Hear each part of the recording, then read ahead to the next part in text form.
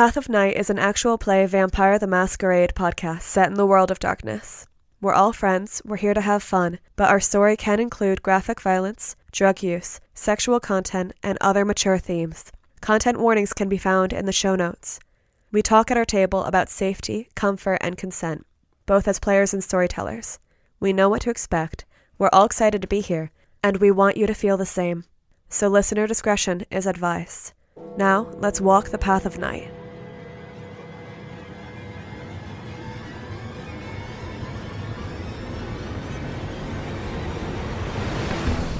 Last time on Path of Night. After much information sharing, threats, and conflict between all parties, Reiss detailed the deal with the Giovanni and the Tremere involving the trade of Eden. Questions are raised about Ira's presence in New Haven, the change in Vito and other manifestations of vicissitude, Britta's infiltration of the chantry, and the antediluvian Ravana powering the storm over Sri Lanka. Britta and Eden bonded as Reiss prepared magic to assist the coterie in taking down Vito. The group began to prepare.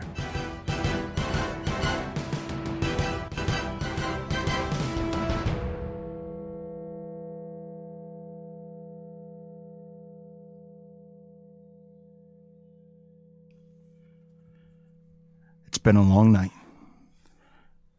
and the group of you, and knowing that the hardest work is ahead, are already to the point of exhaustion. Reiss toils, waiting to see what the coterie will do next. And one at a time, as each of you have made those final preparations with just a few deeds remaining to be done, start finding yourselves inching more and more closer to the exit, sharing silent looks with each other, kind of considering the road that has brought you to this point. And as you steel yourselves for what is to come, you notice that those sounds that echoed for a while beyond the entrance point, beyond the vault door that has kept you safe, those sounds have gone quiet. And whatever was there either lies in wait or is gone. Britta is finishing up feeding. When she's about to drink something, she hands it off to Miles first to see if it might be one that he would need. But presuming he gives it a little sniff and hands it back, tiny little taste, she lets him have the first sip of her soda before going in. Once she has done all that she can think of physically, she's been keeping the dangerous glove kind of tucked under one arm, as if to be extra careful that it's nowhere near Johnny. But she extends both hands, looking at Reiss as she faces the amulet, kind of asking a silent permission should she be picking that up. There's a nod. And she picks up the amulet and carefully puts it on, arranging it outwards with that sense of perfectionism, as if that could help the upcoming battle over the battle corset. She looks to the group. When I was fighting to get away from that thing, I noticed that I wouldn't have any way out if we were fighting in a hallway. Ira? Or Reiss, do you know of anywhere nearby that would be a larger space that we could fight in? So we could surround it? At least so that we could have some amount of movement. I mean, I realize we might not necessarily be able to get there, so the path there would have to be as safe as possible, but... How certain are you that he'll come when you call, that we can even set the stage? I can summon him, but he'll still have that time to prepare. And if he prepares, it seems like any of the fungus is kind of bioavailable to him, the same way that flesh would be. And there's so much of it, and it seems to be growing, so I don't think that would really put too much of a dent in his ability to grow and become stronger. I'm also not sure how aware he is through that fungus. He might well be able to see or hear us, depending. I don't know if it's an omnipresence or whether it has to be activated, but it's possible that he, as soon as we leave this place, can hear us, see us, that kind of thing. taking that into account, Ira looks a little alarmed by the idea that, like, this guy could have sensory organs everywhere or whatever the fuck. He furrows his brow and goes, well, then perhaps it's best, if you think so, to seem to be heading to a location.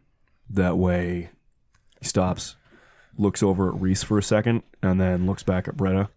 If there was a location for us to head to, and one that has a little bit more open space, it would be probably the central hall, one that overlooks the high ritual room. It's a little bit more verticality, and not a place I would have initially thought of, considering that it's got a lot of entrances, halls that come in and out, but it is a central location right over the, it's a powerful area for us. Would that be nearby? Ira, at this point, looks back over at Reiss because he obviously is aware of high ritual rooms and the layout of most Tremere chantries, but he does not actually know the layout of this one. There are floors here that are beneath where we are now.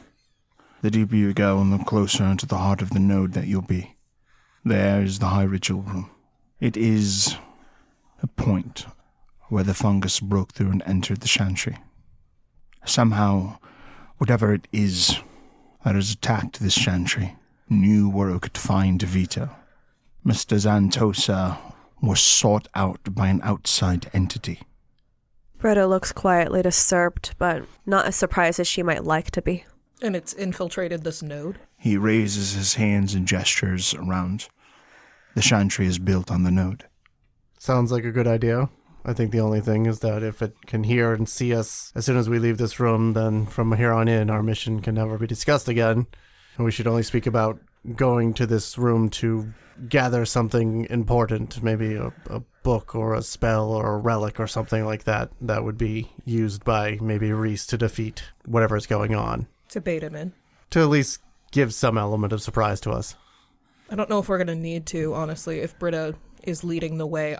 If we're not sure what he perceives, I would pretty much guarantee he can just perceive her. I am in agreement with Wynn. Wynn looks a little surprised by that, but for once decides to not comment on a thing. Just kind of takes the win. Well, then we might be able to go, well, where we're trying to go in silence. Reiss, you said this thing got into the chantry from the center of this node? Yes. Whatever it is, it can sense places of spiritual power. But it also sounds like it came in from somewhere other than the physical world. I don't know that it comes from a metaphysical place. I more suspect that this shard of the eldest grows like a fungus and has spread to various portions of New Haven. Perhaps beyond that. It grew in the direction of Vito. As Reiss talks, Wynn kind of does a long blink and then opens her eyes to kind of see she knows the spiritual landscape is going to be bad. What she's looking for is any sense of direction, where it's coming from, going to locations where it's strongest. The spirit wards that protect this particular place that you're in right now makes it very hard to see anything that would be out of the ordinary. You'd have to get out of this room. She kind of blinks again and makes a note to herself to check once they're out. Apart from needing or, wanting a location like that, it sounds like if I can get into contact, I'm a range fighter, he knows that, but I think that I'll probably have that chance. But he's going to be more inclined to. I think you guys might need to try to keep at range more than me. Here's a better question. How the hell do we kill this thing? It seemed like fire was working against some of it. I don't know that does anything except I don't know that this thing can be killed in any way that matters. It can just be kept unsentient and contained. But shy of a nuclear warhead, I don't know that there's anything that's gonna truly destroy it. Hypothesis. It cannot get into this room at present, neither Vito nor the fungal infection. This room specifically is warded so that those not of Tremere blood cannot get in, specifically kindred, meaning it at least follows some of the rules of kindred still. So, assuming that it's a vampire, we just gotta find its heart? Vito's heart? Or Take off its head. do enough damage as possible and just obliterate the absolute hell out of it. That's my problem, is when we fought things like this before, it just results in the spread of the fungus. Even when it's burned, the ash just grows. But Vito's the target here because he seems to be accelerating whatever this is. I agree with you, Sheriff, that the sentience is the present issue. So, Wynn, I think you're right. The fungus here is older and more dangerous than we have the capability of dealing with presently. Unfortunately, or rather, I should say fortunately for us, Vito is the one that is operating that fungus. So, if we kill Vito, I think we got a chance of getting out of this place alive. We'll have to figure out how to deal with that fungus later. My concern is that they are now so intertwined that if we kill Vito, it's just going to be a more powerful puppet for whatever is driving this fungus. And I know we're throwing carts before horses and we got to pick a problem, but... Seneschal, you had mentioned that you had seen something like this before. Something that came out of New York. Yeah, a mortal man who had been infected by whatever this is. And you killed it. Put it down. Stomped it into the pavement until it stopped moving, and then burned the remains.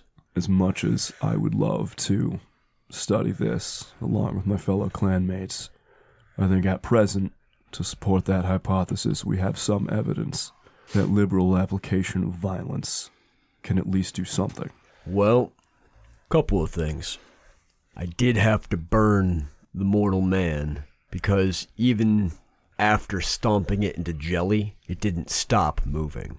So that supports what the sheriff is saying. Secondly, you didn't get a chance to see what this thing Britta's talking about is.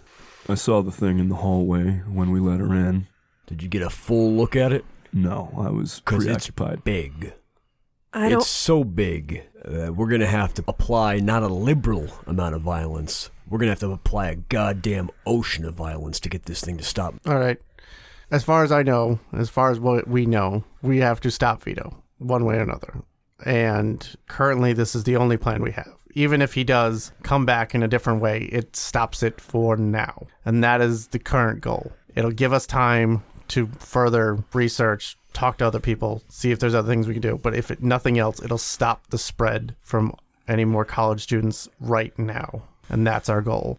The destruction, hopefully, the slowing at least. With that, Britta suggested we go fight in a bigger area. It seems pretty good, especially since it seems to be nearby where all this started here. We go out, we apply violence deliberately, and we try to get there quickly. Ira, you mentioned that this room specifically is warded against kindred who are not Tremere. Of a fashion. Is there a way to reverse that and modify it so that if we get him in an area, he can't leave? Not quickly. Yeah, that was a shot in the dark. I You've suspect been watching too much Star Trek. Honestly, It did not hold when it was done. that makes sense. Wynn, you should probably use your red eyes. The ones that help you see in the dark, because they'll probably turn the lights off again, and I don't know if you two might want to use Auspex to see better as well. I can help keep the lights on again as well, Sheriff. Having forms of light at the ready, that might be helpful. I have some flare guns as well. I suggest everyone get their final preparations. What are we doing with Eden? Eden, come be part of this. I was hoping actually that, I don't know if we could leave her here or Wynn, if you might be able to protect her. I can protect child or I can fight monster. I'm not going to be able to reliably do both. I understand that I am not in the greatest position of trust amongst the coterie, but if you do not feel comfortable leaving her here with the Regent, I don't plan on getting anywhere near to the heart of this monstrosity, and I can split my attention between her and it. Eden, what do you want to do? She looks at Reiss and then back at the group of you. I want to go with the group of you. Then, Ira, if you're going to be further away. Britta's debating it. She still hasn't forgotten the way that Ira was calling Eden demonic earlier. Ira seems perfectly aware of, like these people have no reason to trust me here. Like, I know I'm being on the level, but does not seem offended by the hesitation. If you would keep her safe. I can endeavor to do my best. Johnny gives Eden a hard look. She winces. Don't get anything nasty on my jacket. Okay. Final preparations before we head out. I know that the Seneschal has expressed a lack of desire for thaumaturgical aid, but anyone else who would like some assistance. I mean, what does it do? Harden your clothes to protect you from harm. Harden the molecules of the things you're carrying to do additional harm. I can provide clarity in the moment, that sort of thing. How long does it take? Just a few moments. Then... Sounds like a whole lot of Tremere mumbo-jumbo to me. It is, and in this case, helpful. And what else aren't you telling us about it? It would require the expenditure of blood on my behalf. He, doesn't know what to say. He's like, I explained everything. I don't know why you're... Likely. If you could make my armor better. Of course. Unfortunately, if you're going to be using guns primarily, I could affect bullets, but that would take quite a bit. Question. I can potentially provide answers. My claws. Are a part of your hands. I am not a biothaumaturge. All right. I apologize. It's probably for the best. I'm all for whatever you can add. I think, Britta, if you can get Eden into whatever protective equipment we have here. Yeah, that as well. And Britta pats herself down. She gives Eden her knife. Eden accepts the knife and clenches it in both of her hands so tight that you can see her knuckles go white. If you could do that as well, Ira. Sure. And Lex, I'm going to start casting for the outer clothes of... Johnny said no, so everybody but Johnny and the knife. And actually for Johnny, Wynn, and Miles, you will see, because he's in the zone and trying to do things quickly to get stuff done, he doesn't actually reach out to touch any of the stuff. He just looks at it. The thing with the sword earlier apparently was just performative to make you think he was doing extra special stuff. Theatrics. For you. Yeah, it was theatrics. Yeah, I can appreciate that. It was theatrics to be look, I'm helping. So I'm going to roll those out real fast. Mm-hmm. Holy shit. Wynn gained 5 extra health levels in your clothes. Damn. Miles gained 3 extra health levels in your clothes. I don't get it. This was Wynn. He likes me better. Unacceptable. He also did your sword. And Britta gained 4 extra health levels in her clothes. Tim is so put out right now. Eden gains 4 health levels. Son of a bitch. Are you sure you cast it on Eden, wearing Johnny's jacket? Does she only gain the health levels on her shift?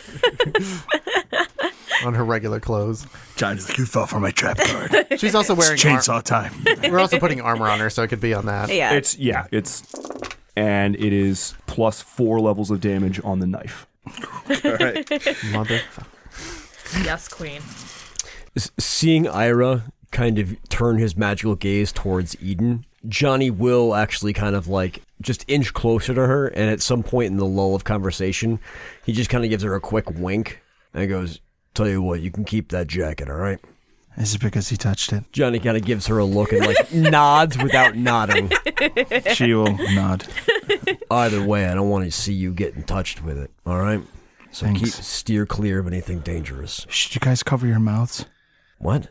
She means so that we don't breathe it in, right? So that it doesn't get inside of you? Probably not a bad idea, but we don't breathe. No, but That's she's not right. what I meant. She kind of gives this... I see her Fair looking enough. at the chainsaw.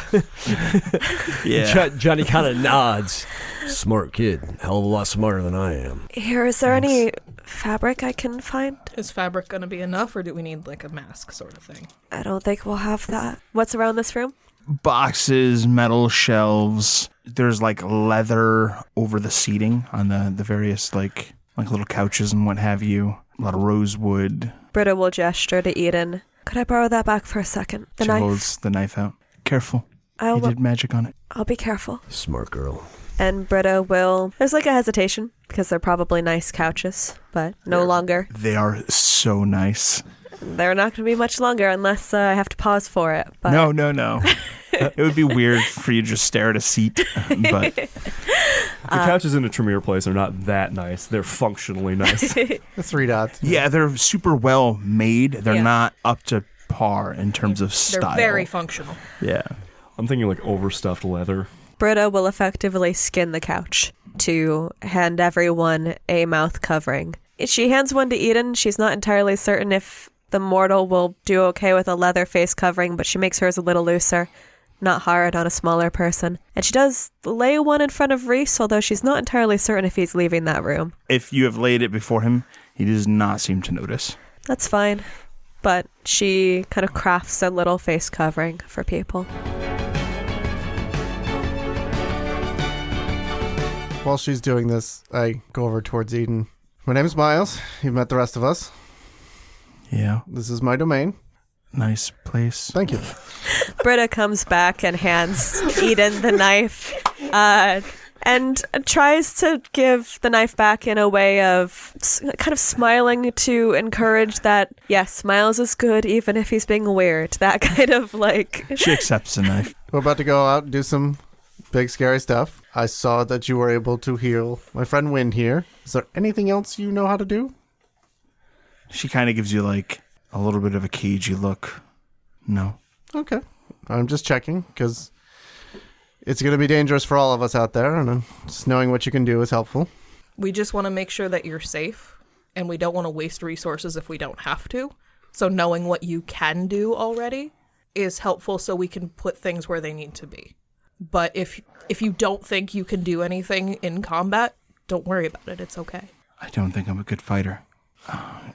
She like eyes the bottles of blood. But if you already drank all you're going to drink, may I? Yeah, drink your fill. She goes and she starts fucking chugging containers of blood. Chug-a-lug, baby girl. She has like little nubby fangs.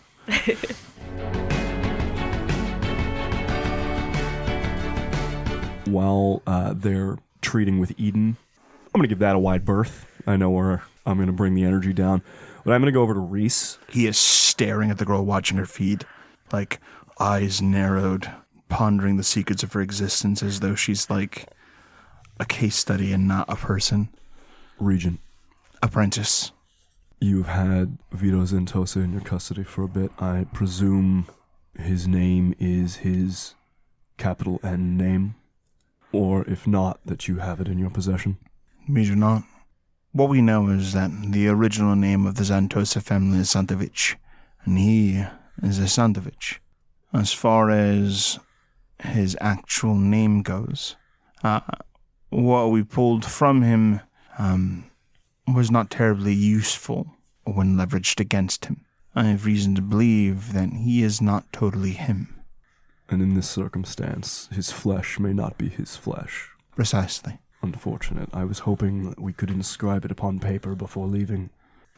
It would be advantageous to make the attempt, but in the past we were unsuccessful.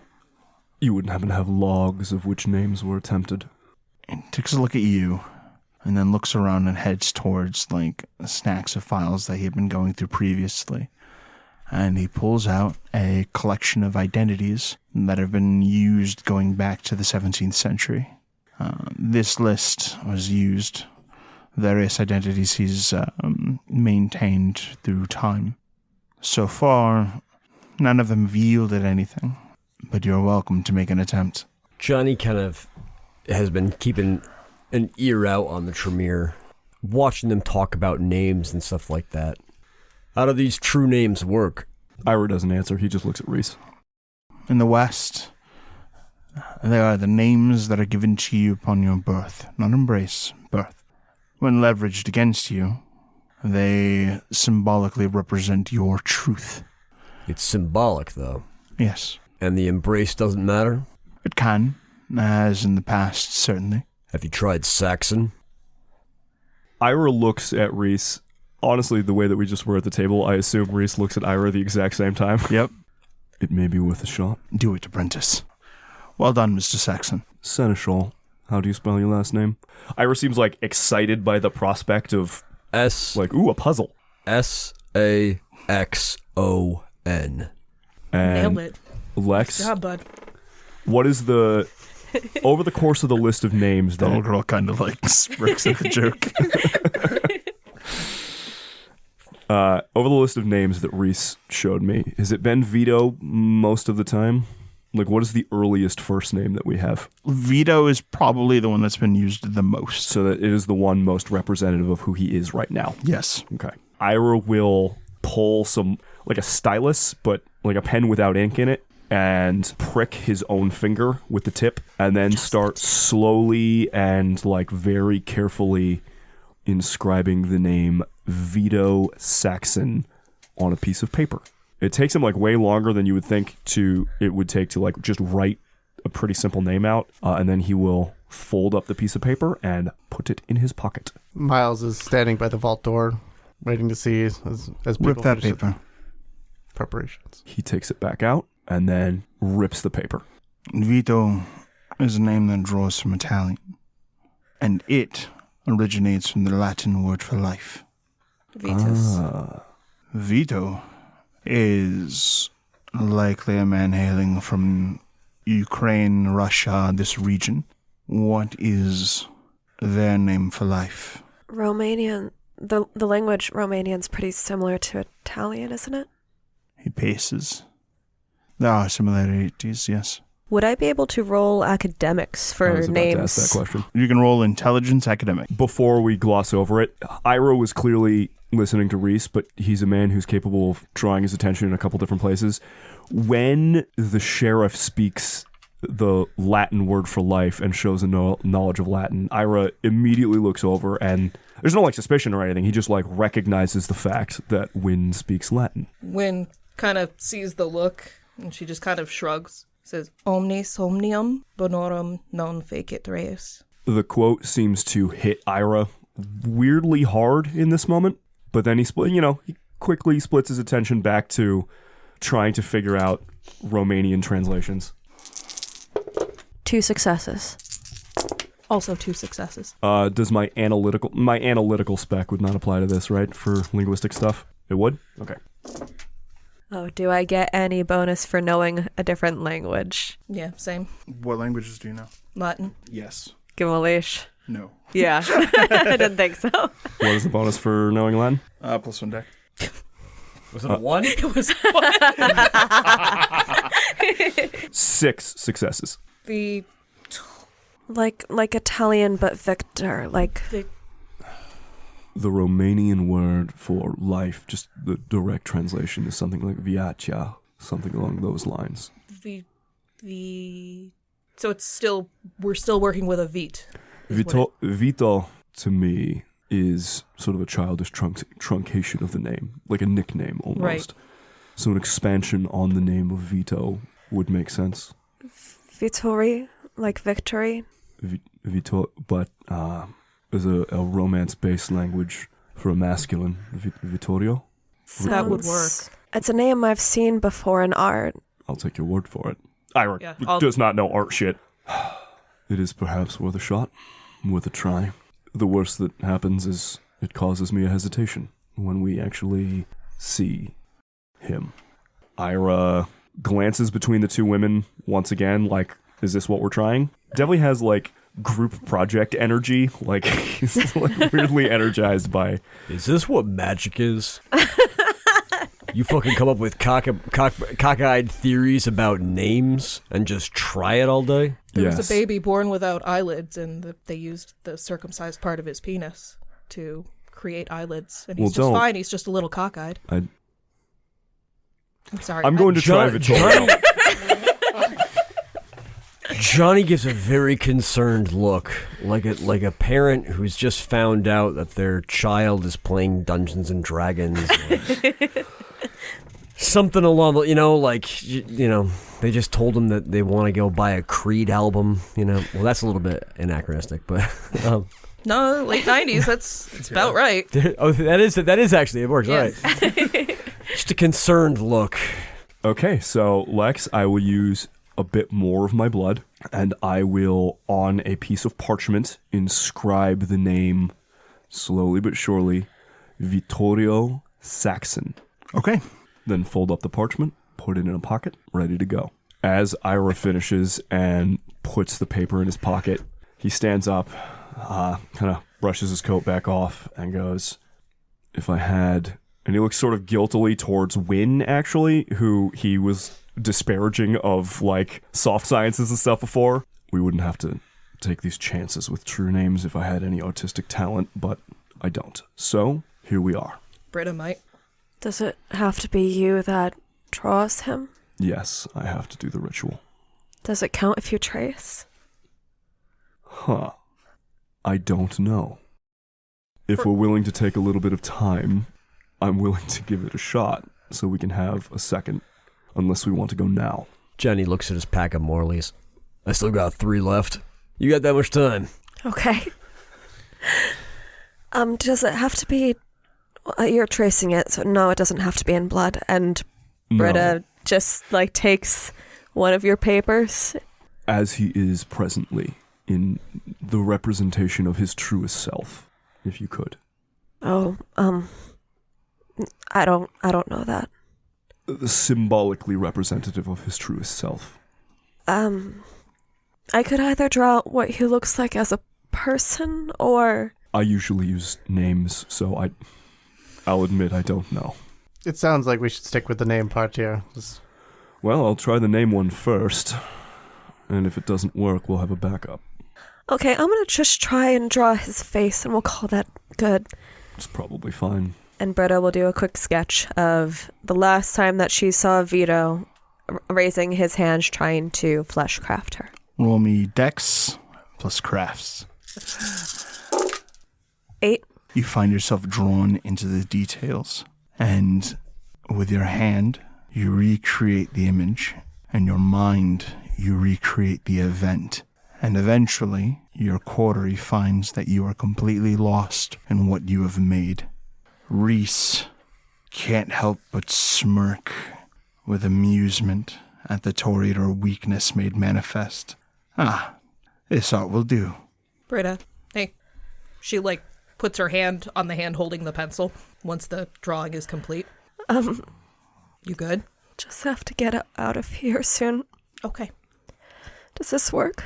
Ira, who basically until today only really spends his time around Tremere, doesn't really spend his time around Toreador, looks at the art that she has wrought with 8 successes and has this expression on his face like, what the fuck? I'm supposed to trace this? Like, no, this is impossible. Well, now we have that. I'll try. Dex plus crafts. God damn it. Now, my dex is currently a 10, so that will be helpful. Not to brag or anything. No flex. Plus 1 diff if you don't have crafts. Where's your STEM field now, nerd? Failing me, it's plus 1 diff. I'm diff 7. Lex, not wanting to fuck this up like an idiot after she put that much effort into it, I'm going to treat by one-track minding myself. I will be cheating with magic. Because I don't... With magic, motherfuckers. I'm going to get fucked if I don't do this. The thing that I'm going to be centering on is appropriately tracing this work of art. Yeah, a bunch of successes, so it's up. Okay. So that's minus 1 diff plus the minus 2 diff that I've got. Plus 1 diff. Yeah, minus 1 diff. Roll diff 5. Yeah. 10 dice, diff 5. I got 6 successes, 2 less than the Toreador by cheating with shit tons of magic. With a guide. I tried to trace by focusing my mind to the point where I was incredibly like sharp and detail oriented and still came up too short. And I will slowly attempt to use that to cast the ritual a second time just in case I got the true name wrong. Now, realize that the name will only work if it is the correct name. The image will only work if that is how he looks. Bring both. Be prepared. Of course, Regent. Ms. Britta, thank you for your artistic assistance. Britta's definitely very disquieted by feeling that in a way that she best understands her own feelings and is so vulnerable and inescapable through art and her weakness. But she's gathering herself and looking towards that battered-in door, getting a little bit more iron in her spine before looking back to the coterie and company. Is everyone ready? I suppose so. Ready as ever. Then I think it's time to go. Johnny pulls the last few drags off the Morley, drops it on the floor of the Tremere Sanctum, squashes it out with his boot, and nods. Wynn grabs a clip for her gun, pulls her gun from the back of her jeans, where she stores it safely. And just kind of makes herself ready. All right. First, Ira, we're going to need you to undo that lock there, and then let's go. Be ready to take out whatever this horrible flesh ball thing is. Wynn takes one last blood vial, activates Protean Eyes, slams the blood, and now has Protean Eyes. Remember, team, we're here to try to prevent the apocalypse of mushrooms. So, we really can't fail here, so All right, everybody. best behavior. We already killed the Weeping Bear. We've been through Hell House. This is just Vito Zantosa. Again. We're gonna crush this. Johnny will spend Oh, shit. for Ironheart to make sure everybody has extra bonuses. One will for everybody or per person? 1 will per. Per. You could probably keep me. You can keep me out of it. Yeah. It's okay. So 2 will. So he will spend the 2 will for that. Thank you, sir. Remind me what that does, please. Dominate, presence, and mind-affecting thaumaturgy are all that +1 difficulty to affect you. You feel that aura of badassery that Johnny tends to have. You feel a little bit over you. You know what they say, third time's a charm. Wynn just kind of casually unbuttons her flannel because she has buffed her shoulders to such a point that she can't really close her arms in front. So she just kind of gives herself a little extra room in the shoulders. And cracks her neck, cracks her knuckles. Ira goes to the door, pats his jacket down real quick just to make sure he's got all the things and little instruments that he needs, and then looks at the group, clanks the electric lock down. Hang on, let me be the one to open it just in case he's right there. As it clanks down, the chainsaw roars to life. Of course. And he steps back. Britta heightens her hearing and her vision, makes sure that the impromptu face covering is on securely, and opens the door. When the door opens, you see that same hall that you were chased down, except this time, Vito is not there. What you do notice is that these veins of fungus have grown throughout the hall. They kind of smell like old ham, and there's this kind of like sweetness to the aroma. There's this white film that has grown over sections of like thick, fleshy points. And at those, when you guys kind of open that door and really get a look, the web-like white material parts and these like fleshy mushrooms start to bloom throughout the hall, moving from closest to you all the way down the hall, as whatever this system of, mucusy, eerie fungus is, reacts to the awareness that the group of you are back on the move. When we get out there, Wynn will now that she's out of the room, she's going to look and see if she can get a lay of the spiritual landscape. Britta, keeping in the real world, is gonna take point, checking each way before they go. You get the impression that the spiritual stuff of this location has been metabolized, consumed, digested, and replaced by spongy fungal matter. So even the spirits that would normally be dormant, you've seen it before traveling through like cities where there's this webbing that grows over spirits, a lot applied by other spirits. And as it happens, spirits in like cities and refined areas kind of fall asleep and become dormant. Even the dormant aspects of the spirit world here have been devoured and replaced by this fungi. Where is Romeo? Romeo is in the hall. From the looks of it, he has been pacing, frightened, nervous, but he seems to find his resolve when he sees the group of you emerge from this doorway that he had not even known was there. She kind of gives him a look of apology, like, we didn't realize you weren't with us until the door was closed, but she isn't going to say anything because she doesn't want to tip off. But she kind of also motions for him to join them. He does so.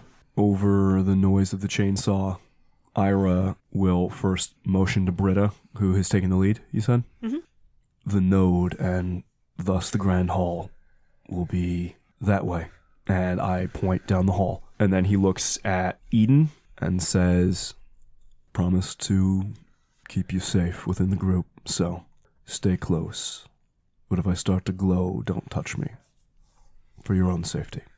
She gulps and nods. And Britta starts leading the group with Ira's help over to the place that they're hoping to confront Vito. Wynn kind of puts a hand on Britta's back and just kind of puts pressure with fingers on one side, fingers on the other side to kind of indicate that if there's something she can't see or doesn't think she sees, she'll try and signal by touching one side of her back. I don't know how much of that's going to come across. Britta gives Wynn an odd look and isn't sure why Wynn is trying to comfort her in this way. Wynn puts her head next to Britta's ear. If there's something I can see that I don't think you can see, I will signal the direction it's coming from. Same. Okay. You're directed deeper down. A stairwell is found. A lot of it is like kind of steel grating, handrails, but it kind of spirals down to an even lower section of the chantry. As you head there, even from the top of the staircase, you can hear this cacophony of whimpers and screams and a myriad of sounds of suffering. As much terror as Britta was expecting, hearing individual voices makes it much more real. So that does stop her for a few moments. She finds herself trying to figure out if she recognizes any of those voices. From where you are, it's unclear. But as the group of you head deeper down, you find along the walls protruding like organs of a greater whole. There are portions of people pressed into the walls, mouths agape, eyes wide open, tongues out, and very softly screaming as whoever they are still very much aware of their surroundings, and their senses are being used to feed information to a greater whole. Britta tries to collect herself and to look less afraid, and she'll continue on with the group. Wynn pauses at one of them for a moment. She's kind of like holds the gun in her hand a little tighter, like she's not sure she should let this continue. How many of them are there? As you head down the stairwell, it's not more than like 4 or 5 people strung into this like thin mesh that exists over the walls. But you can definitely tell their nerves are interweaved with the fungus. In that case, Britta will tighten her own grip on her gun, look to Wynn, and nod. And Wynn will level her gun at the head of someone. Johnny will stand up next to you and just quietly go, "Save the ammo." And using his massive strength, just crush the heads of these unfortunate souls as we're passing by. One by one, as you find them, you crush the skulls that are lining the walls down the stairs. And eventually you make it to the floor where you expect Vito will come. But as you look into the hall, you realize that he is already here, waiting for you. And you know this not because you see him, but you see what has become his most treasured prize, at least until he gets his hands on Britta. And you see the vampire Perun. Of the group of you, only Britta recognizes him. But he is in the middle of this kind of a open concourse space. It's a hall, but it's like a very wide, roomy hall with lots of seats for those who might wait to get access to the next room. He is in it, laying on the ceiling, pressed into this like fatty orangey substance, very reminiscent of the fungus that was growing outside of Wynn's house, or her haven. And you can see that Perun is conscious, gritting his teeth and fighting the urge to scream as the nerves operating his body slowly but surely cease to be his own.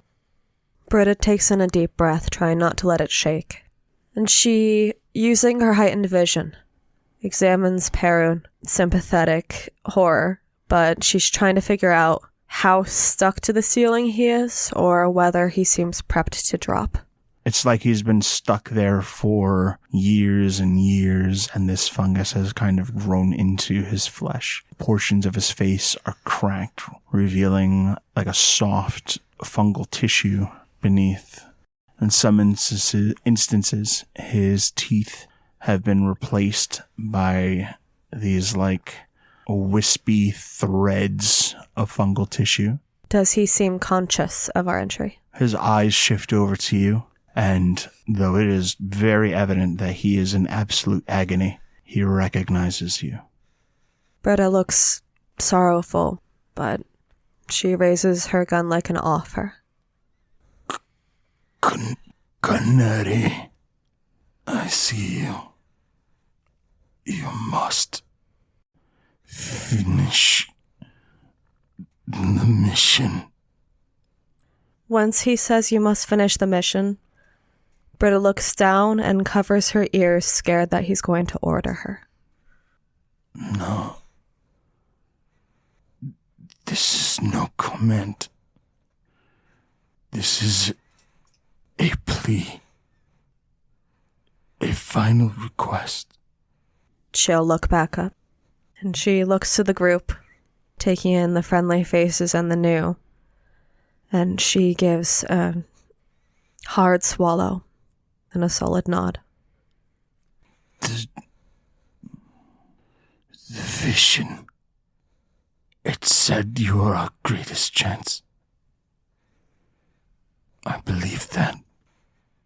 It's the people with me that count. I said the same. And whatever awareness he has is drained from him as this force that has him captive drains what remains of his essence. And all that is left is his ability to feel the pain he is trapped in. Wynn looks to Britta. Do you want to do it, or do you want me to? I'll do it. Okay. And she shoots.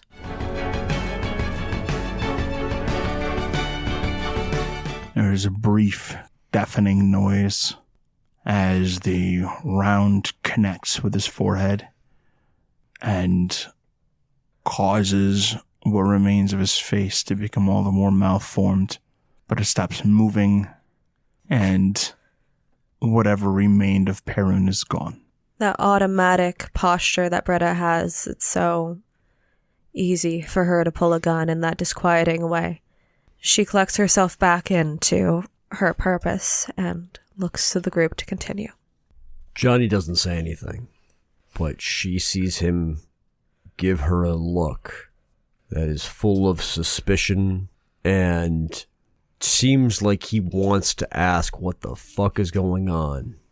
But you can see he is conceded to the fact that they have a job to do, and now is not the time to be questioning her about all this nonsense. Britta hangs her head, but is looking to continue. Wynn kind of just squeezes her shoulder. Let's do what he asked. Which shoulder? Good question. She uses her whole hand. She looks over the shoulder that you squeeze. Okay. It's probably the one directly between them. But seeing nothing in particular in that particular direction, I assume.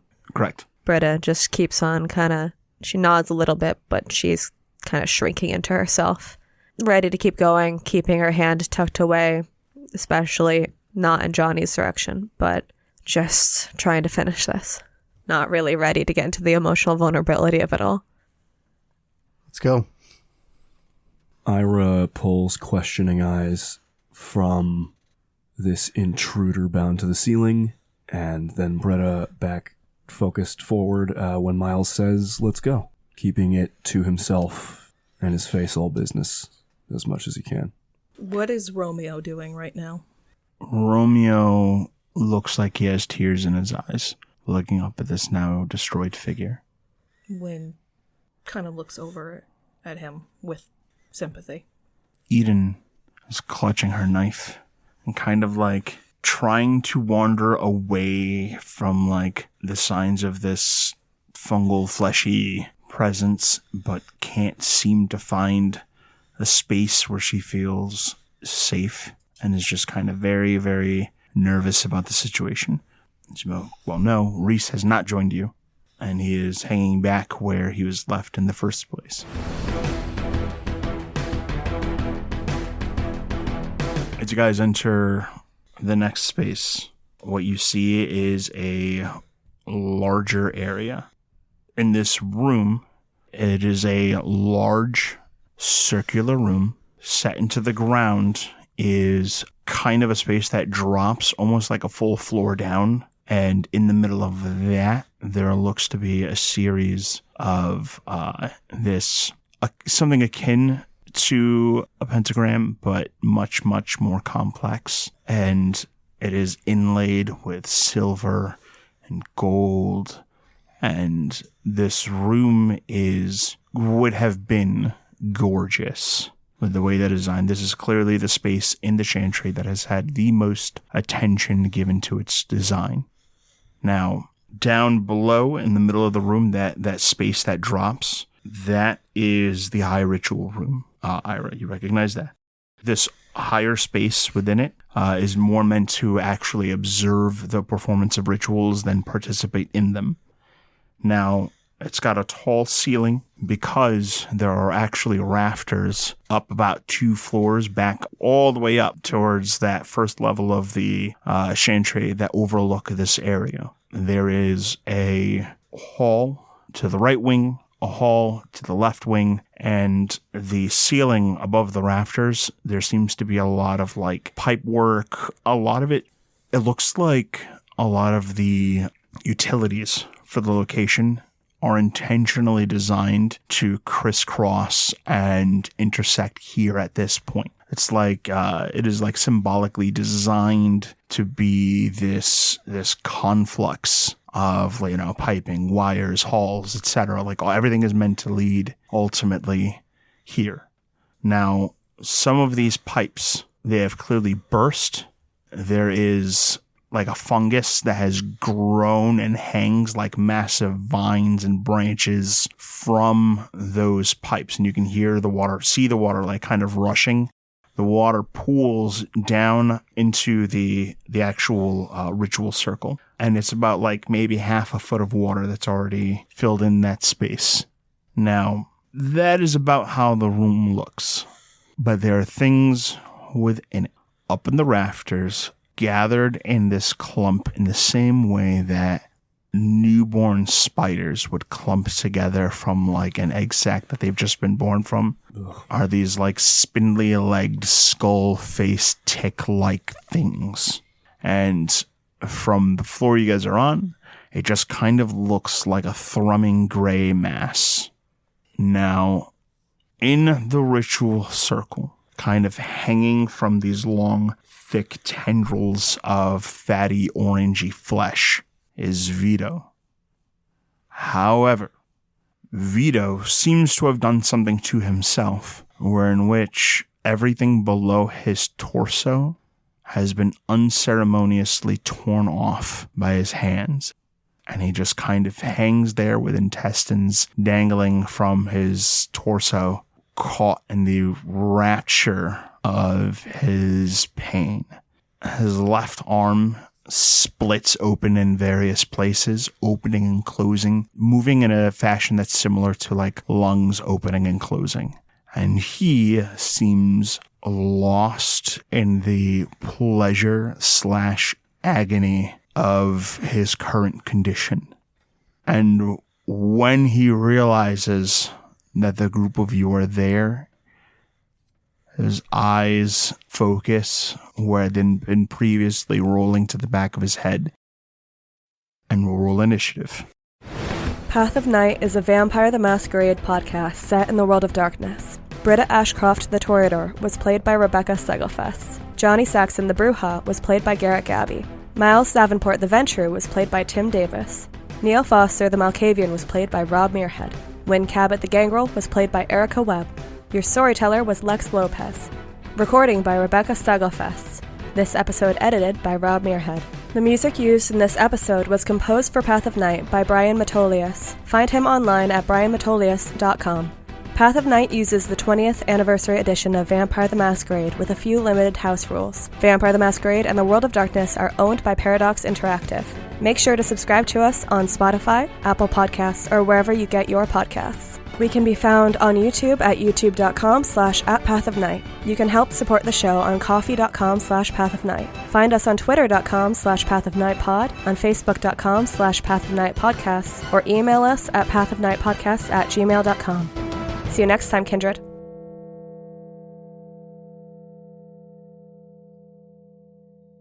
Do I want to try and sneak it in? No, I'm not gonna. I'm on the up and up. He said no. He will just rip his shirt off. Yeah, I know. That's why I'm not gonna. Ooh, but think of the I fans. do it. I accidentally touch you, Johnny. Oh, no. I accidentally pick you up by the neck and knock you I out. tried to get around you, but the biceps are so big. I would have to be Miles with my big hands. Oops. Why are Miles and Johnny friends? Because only Miles' big hands can wrap around these biceps. Ira just pulling like an anime girl toast in his mouth, like, oops, I tripped. And now you imagine. Only Miles' hands go on these pythons. Buys get the guys. Fuck yes.